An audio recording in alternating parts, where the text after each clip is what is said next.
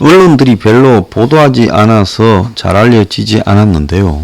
오늘 공수처가 유연인가 하는 부분에서 오후에 헌재가 이걸 판가름하는 심판을 합니다. 그래서 야당에서 청구한 공수처법 헌법소원에 대한 심판을 하는 거예요. 공수처가 상권 분립을 저해하고 또 주요한 검찰 등이 이렇게 수사하는 사항을 이첩해라고 한 조항이 위헌이다. 이렇게 지금 제기된 위헌 소송 부분에 대해서 헌법재판소가 판단한다는 겁니다. 유상범 국민의힘 의원 등이 고위공직자 범죄수사처 설치 및 운영에 관한 법, 공수처법이 위헌이라고 청구한 헌법소원 심판 사건 선고 기일입니다. 그래서 이 미통당, 옛날에 미래통합당과 그리고 유상범 의원 등은요, 각각 지난 2월 5월에 공수처법 헌법소원 심판을 냈어요. 그래서 공수처가 헌법상의 검사한테만 보장된 수사 기소권,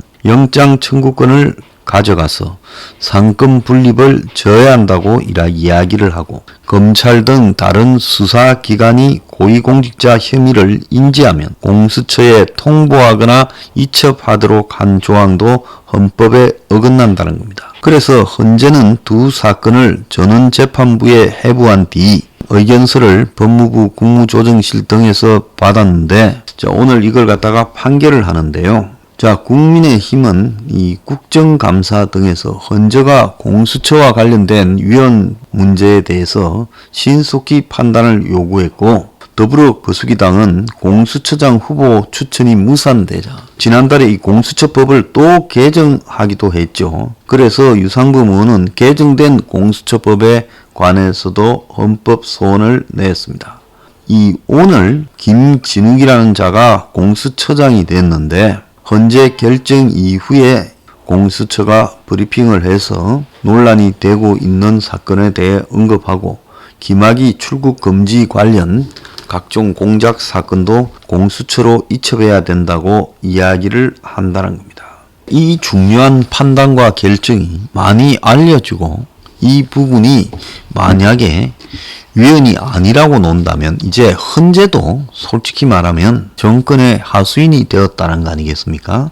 만약에 위헌이라고 나오게 되면 이 정권이 위헌적인 조직을 만들었다는 부분에 대해서 문재인 정권은 탄핵감이라고 하는 사유가 생기게 됩니다. 그래서 이게 매우 중요한 판결을 다들 관심을 가지고 지켜봐야 될 건데 이런 일에는 또 별로 관심들이 없어요. 그래서 나중에 이 결론이 어떻게 나올지 모르지만은 만약에 이것이 위헌이 아니다라고 나오게 된다면 이 나라는 최고 헌법 정신을 해석하는 기관도 결국은 문의 앞잡이들로 완전히 썩어버렸다. 그래서 헌재는 제가 봤을 때 이 공수처법이 위헌이 아니다라고 판결하는 것은 법을 공부한 사람으로서 상권 분립과 균형과 견제를 중심으로 이 법을 해석해온 대한민국의 많은 합리적인 사람들의 의식과 완전히 동떨어져서 독재를 위한 게시타포 기구가 위헌이 아니다라고 말을 하면요. 만약에 정권 바뀌면 다음에 보수 정권에서는 마음대로 좌파의식을 가진 사람들을 붙들어서 처벌하는 그런 별도의 기구를 만들어도 된다는 겁니까? 헌법재판소가 이미 문가리가 탄핵 당할까봐 자기들 사람으로 어지간히 깔아놨지만 이런 데서 최소한 양심적인 판결을 할 거다 이렇게 기대를 해보는데 그렇게 되지 않을 가능성이 현재로는 훨씬 커지요. 공수처법이 위헌이라고 하면 문정권이 뒤집어질 거니까. 헌재가 어떤 결론을 내릴지는 많은 언론들이 다 빤하다고 보고 요식적인 절차로 보는 것 같습니다.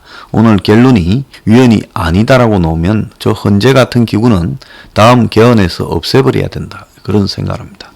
채널A 검언유착 사건이 있었지요. 채널A의 이동재 기자와 한동훈 검사장이 둘이 짜고 언론과 검찰이 유착해서 이철 전 VIK 회장 구속되어 있는 사기꾼이죠. 그 사람한테 접근해서 또 그의 측근을 만나서 당신 뒤를 봐줄 거니까 유시민에 대해서 부르라. 자, 이 부분과 관련해서 유시민이 며칠 전에, 지난 금요일입니까? 자기가 검찰이 이 노무현 재단 계좌를 들여다 본 걸로 알고 있다라고 말한 부분에 대해 잘못 알아서 미안하다고 사과를 했어요.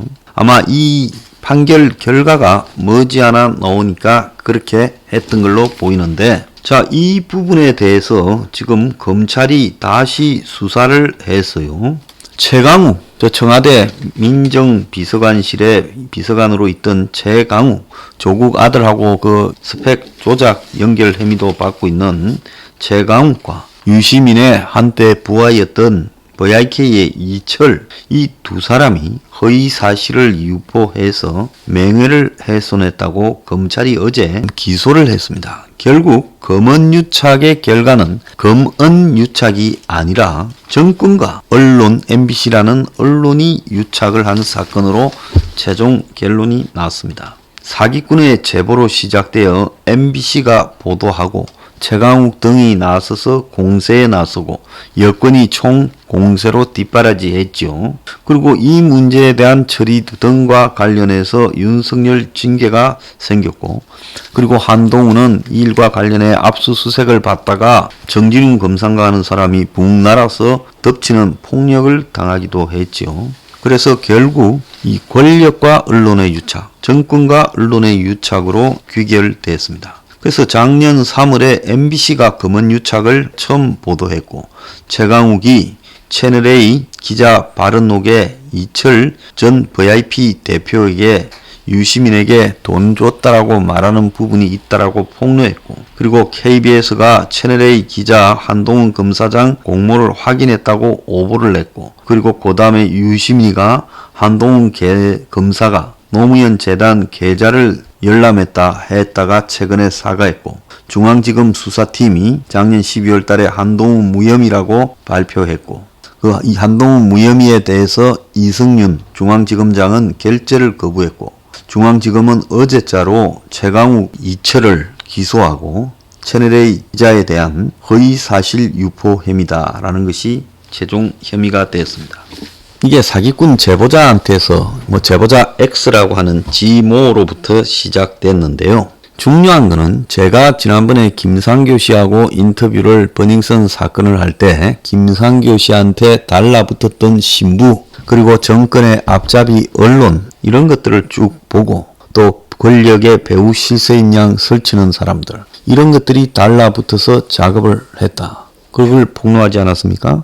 윤지호 때도 마찬가지였습니다. 그러니까 이 사건도 결국 제보자 X라는 이 지모 사기꾼이 막 돌아다니면서 이런 말들을 퍼뜨려요. 사기꾼 중에도 숫골 사기꾼도 있고 대깨문 사기꾼도 있지 않겠습니까? 대깨문 사기꾼이 그러고 다니니까 정권이 물었고, 그리고 공작팀들이 투입됐겠죠. 김상교한테 붙으려고 했던 그런 팀들이요. 그러면서 MBC가 달라붙고, 그러면서 최강욱이 달라붙고, 유시민이 달라붙으면서 이 사건을 만들어갔고, 그러니까 더불어 거수기당이나 열린민주당이 이걸 또 서포트하고, 그러면서 눈더미처럼 커졌는데 결론은 허위사실 유포고, 그러면 결국 뭐냐? 공작이라는 겁니다. 자, 현재 진행 중인 정권 수사가요, 권한 유착 사건에 대한 최강욱은 지금 민주당하고 아직 합당을 안 해서 열린민주당, 손혜원 등이 만드는 이 당의 대표로 있는데 기소됐습니다.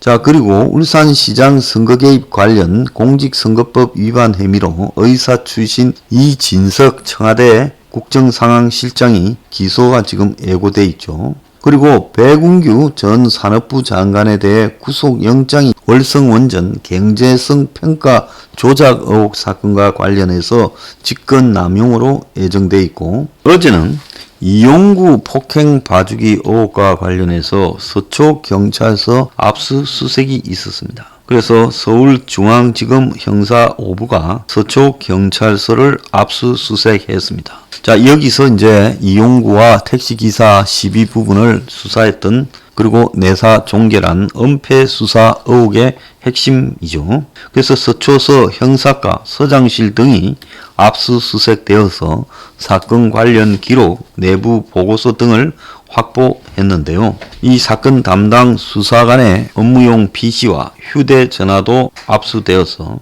검찰 주변에서는 이용구 사건을 유야무야 시키려는 윗선 개입을 수사하기 위해 투입된 수사다, 이렇게 이야기가 나오고 있습니다. 자, 그저께는 김학의 출금과 관련해서 김학의를 허위 서류로 출국 금지시키고 또 김학의 관련한 출국 여부를 비공식적으로 불법으로 열어보고 했던 부분과 관련해 검찰이 대검 반부패 강력부를 압수수색했어요.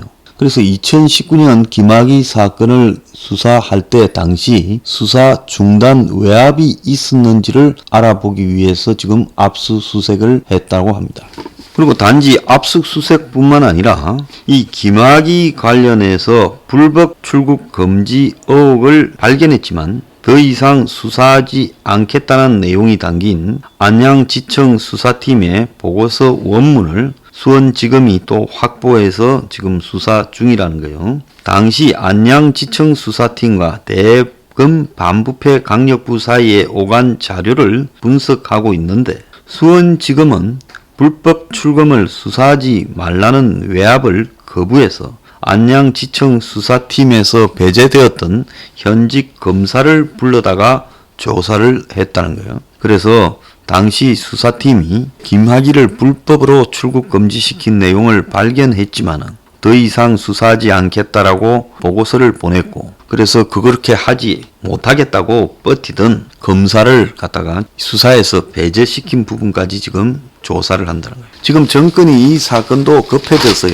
공수처에다가 이첩 여부를 공수처장이 28일 결정한다는데, 자, 김학의 불법 출금 사건을 공수처로 이첩해 달라고 공수처장이 오늘 오후 5시에 입장을 밝힌다는데요. 이게 만약에 그렇게 돼버리면 공수처장이 요구하면 무조건 다 넘겨줘야 된다라는 부분에 보면 세상에 이런 불합리가 어디 있냐는 거죠. 이 사건은 명백하게 권력 핵심이 지시해서 벌인 사건인데, 이 사건을 권력 핵심이 자신들을 방어하게 만든 기구에다가 이 사건을 넘기라고 하면 결국 권력 핵심 수사가 안 되지 않겠습니까? 이거는 뭐 하루 강아지도 않은 이야기죠. 도둑 고양이한테 생선을 맡기는 거와 같아, 저는 그렇게 생각합니다. 자, 이 정권요, 여러 가지 의혹에 시달리고 있는데 공수처를 만들어서 이 불을 하나씩 끌려고 시도하고 있습니다.